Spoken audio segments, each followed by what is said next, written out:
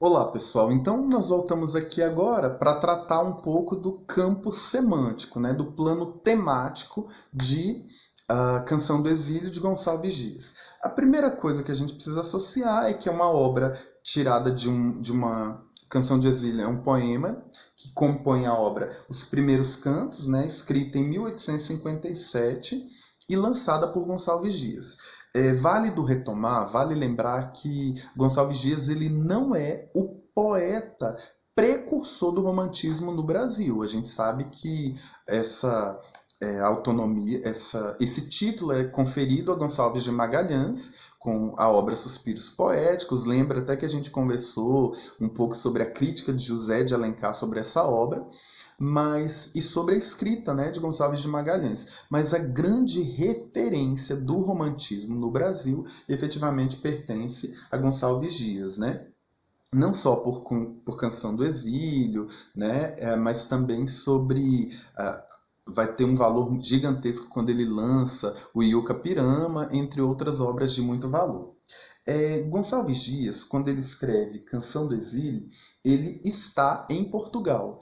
E quando a gente trata dessa questão daquilo que o poema tem como essência, como assunto, a gente vai perceber, eu até coloquei aqui, a vida imita a arte imita a vida. Gonçalves Dias está em Portugal, sente saudade do Brasil e ali reconhecendo, ainda em terras lusas, a beleza do Brasil e a saudade que o motiva, ele vai discorrer no poema Canção do Exílio a temática de amor ao nosso Brasil. Talvez aí percebamos imediatamente uma característica do romantismo, o sentimento de amor à pátria ou o nacionalismo, típico da primeira geração do romantismo, da qual Gonçalves Dias é um grande representante.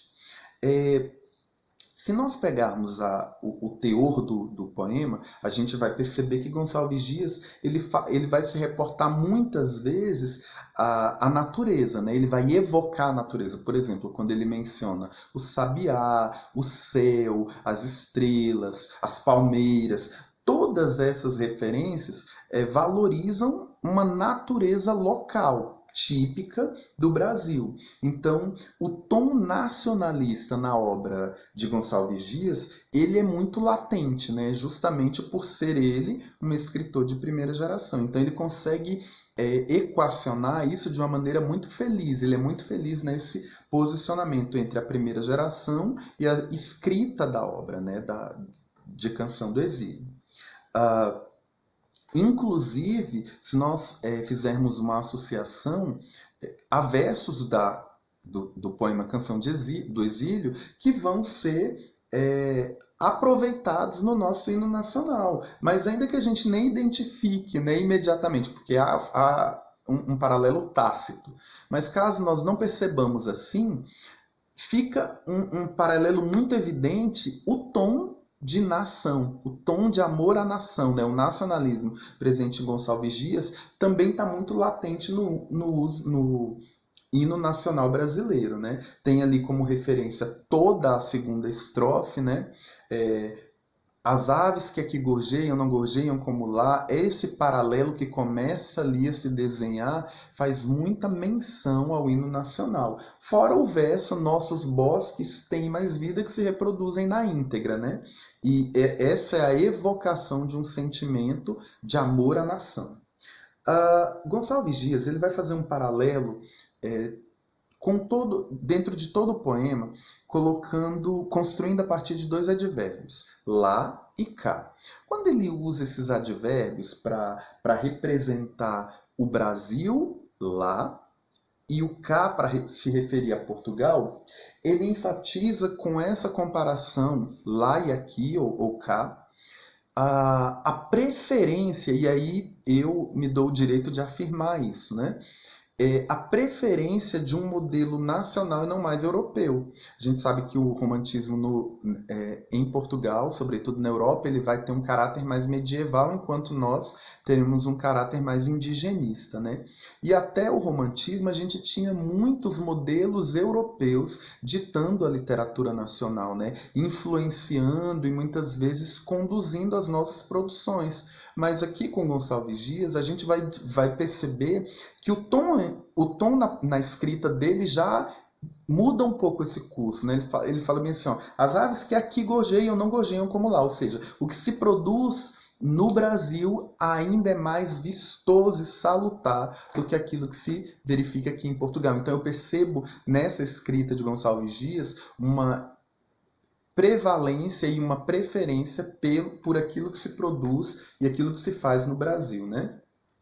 Tanto que Canção do Exílio vai ser considerado um hino, assim, por assim dizer, né? Um hino de exaltação ao país, assim como o hino nacional também exalta o nosso povo e a nossa nação.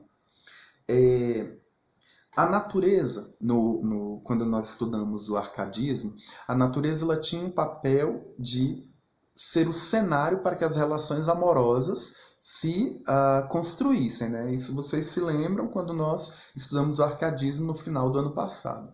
Porém, quando a gente fala no romantismo, é diferente. A natureza deixa de ser apenas o cenário e ela passa a corroborar, a confirmar, a contribuir para a história, né? Não é apenas um cenário, mas ela colabora com a manutenção da ideia do escritor. Veja Gonçalves Dias exaltando os elementos da natureza para comprovar, para corroborar aquele sentimento de que o Brasil é um país inigualável para se viver. Então, não era só um cenário, mas é um lugar que confirma aquilo que o escritor pensa e diz. Mas também há que se lembrar, pessoal, que nessa visão de Gonçalves Dias, a natureza ela também é idealizada, né? Você percebe que durante o poema Canção do Exílio não se reporta nenhum aspecto negativo, mas ao contrário, as belezas naturais e as riquezas que o país possui. Então, não há como não dizer que, de certa forma, isso não é uma idealização da natureza e da nação, da pátria, né? Há um sentimento nacionalista, mas que também perpassa pela idealização, né? Não é necessariamente assim. Além disso, nós podemos perceber inúmeras características do romantismo presentes em Canção do Exílio, né? A gente pode perceber a idealização, a gente pode perceber o nacionalismo, mas eu achei muito interessante, me atendo a algumas palavras, perceber talvez pistas, né, para associações com o romantismo. Por exemplo, quando a gente retoma essa didática, essa questão do exílio do próprio Gonçalves Dias, que vai dizer lá no título Canção do Exílio, esse exílio ele gera em Gonçalves Dias um saudosismo. Esse saudosismo, de certa forma, vai construir no poeta um cabedal de sentimentos. Nessa perspectiva, quando eu atrelo romantismo a qualquer produção, a primeira marca é o sentimento. Então, lá no título, quando se fala Canção do Exílio, a palavra exílio traz um cabedal de sentimentos e o sentimento é característica do romantismo. Nós temos também um trecho do poema que fala bem assim, encismar. O que é cismar? Teimar, pensar, ficar encabulado, refletindo. Então, quando Gonçalves fica nessa de pensar, de ficar confabulando, é de certa forma um sofrer. Ele está ali pensando e revivendo e remoendo a saudade que ele tem do Brasil. Então, esse sofrimento também poderia até fazer uma menção direta à segunda geração, mas é também característica do romantismo como um todo. E quando ele vai endeusando o Brasil como nação, a gente vai percebendo as características do romantismo surgirem aí dentro do nacionalismo.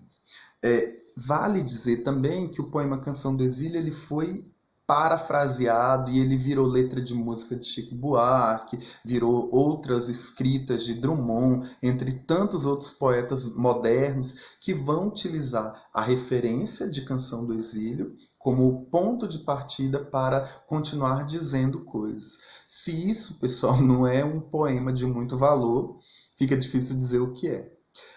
Eu vou deixar esse material disponível para vocês, peço que vocês retomem, tem muita coisa boa aqui, essa é uma literatura do Paz muito importante e a gente vai fazer construções semânticas a partir disso em outros momentos. Espero ter ajudado.